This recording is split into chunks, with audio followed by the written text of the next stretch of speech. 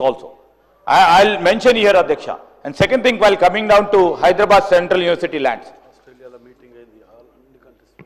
Hyderabad Central University lands, Adhyaksha. We have never touched an inch of Hyderabad Central University land. And we have also a very big concern because I hail from that university. And in fact, our Deputy Chief Minister also hails from that university. And we have utmost responsibility to safeguard this land. We are very clear to the university officials also. In recent times, the Vice Chancellor of the university and the Registrar of the university has visited us. And they also told that the land doesn't belong to them. And the concern of the two lakes or the rocks, which the youngsters have been trying to put it. And we also know that somebody is behind that to really evoke that sort of responses. Especially the people from, they do it from Delhi, Adhyaksha, that they are doing it from here. I like to assure from this floor of the assembly to our honorable member Akbaruddin Owaisi Sahab and all those members that we will never be touching two lakes and also rocks which are the part and parcel of the HCU, and we don't want to claim a single inch of land from HCU, and I would like to give an assurance on behalf of our Chief Minister to Adhyaksha.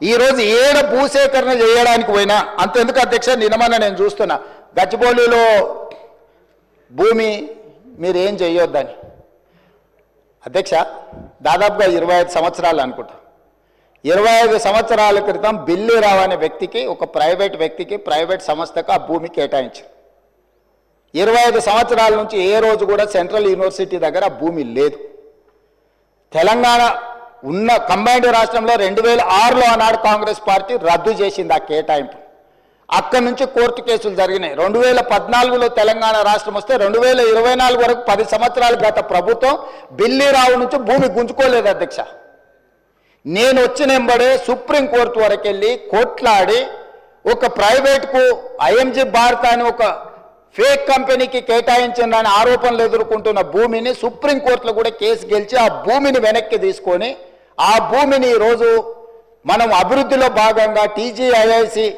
కేటాయించి అక్కడ IT కంపెనీలు ఇతర పరిశ్రమలు రావడానికి అవసరమైన layout చేయండి అని చెప్పి ఈరోజు ఒక అభివృద్ధి కోసము ఒక కాంక్రీట్ ప్రపోజల్తో ముందుకు వస్తే ఈరోజు అక్కడ ఏదో రిజర్వ్ ఫారెస్ట్ ఉన్నట్టు రిజర్వ్ ఫారెస్ట్లో అత్యంత ఏమంటారు జీవరాశులు ఉన్నట్టు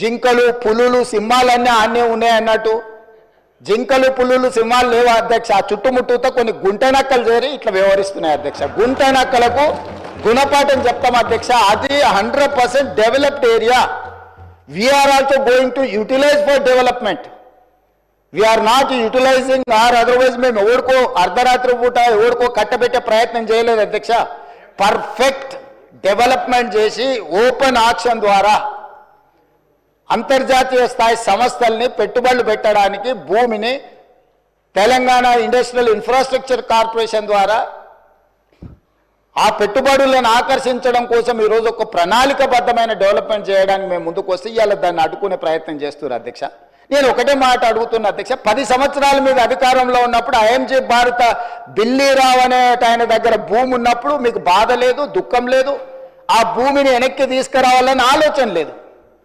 అలాంటి వాళ్ళ నుంచి ఆ భూమిని వెనక్కి తీసుకొచ్చి పరిశ్రమల అభివృద్ధి కోసం ఎందుకు అక్కడికి పోయినాం అధ్యక్ష ఈరోజు అమెరికన్ కౌన్సిలేట్ అక్కడనే ఉంది ఈరోజు విప్రో అక్కడనే ఉంది ఇన్ఫోసిస్ అక్కడనే ఉంది ఐటీ పరిశ్రమలన్నీ అక్కడనే ఉన్నాయి అట్లాంటివి చాలా పరిశ్రమలు ఉన్నాయి అక్కడ అది ఫైనాన్షియల్ డిస్ట్రిక్ట్ ఆ ఫైనాన్షియల్ డిస్ట్రిక్ట్ని ఇంకా కొంచెం ఎక్స్పాండ్ చేస్తే అంతర్జాతీయ స్థాయిలో పెట్టుబడులను ఆకర్షించుంటాడని అని చెప్పి ఈరోజు అక్కడ దాన్ని విస్తరించే ప్రయత్నంలో భాగంగా ఈరోజు పోయినాం అధ్యక్ష పరోక్షంగా కోర్టులో పిఐఎల్ చేపిస్తారు పరోక్షంగా పిల్లల్ని రెచ్చగొడతారు యూనివర్సిటీ ల్యాండ్ తీసుకున్నారని ఐఎంజీ భారత్కు పోయినప్పుడు లేని బాధ ఈరోజు టీజీఐఐసి పరిశ్రమలను నెలకొల్పడానికి పెట్టుబడులు పెట్టడానికి వేల లక్షల ఉద్యోగ అవకాశాలు కల్పించడానికి ప్రయత్నం చేస్తుంటే ఎందుకు అభ్యంతరం పెడుతున్నారు అధ్యక్ష ఎందుకు అంటే ఇంత సింపుల్ లాజిక్ అంటే రేపు పొద్దుగాల మీరు ఏ పరిశ్రమల కోసం భూమి సేకరించరా ఏ రోడ్ల కోసం విస్తరించడానికి మీరు భూములు సేకరించరా